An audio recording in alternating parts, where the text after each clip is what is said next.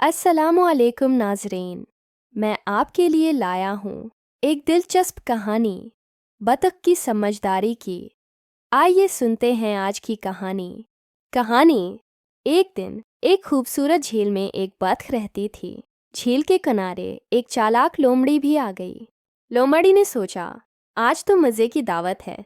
वो आहिस्ता आहिस्ता झील के पास आई और बोली, ए बतख बहन, थोड़ा करीब आओ ना, बात करनी है।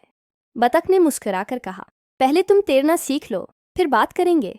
लोमड़ी ने दानत पैसे, मगर बतख ने पानी में गोता लगाया और दौड़ निकल गई।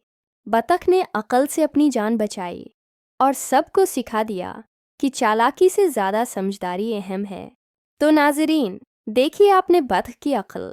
पसंद आए तो लाइक कीजिए, शेयर कीजिए और अगली कहानी के लिए तैयार रहिए।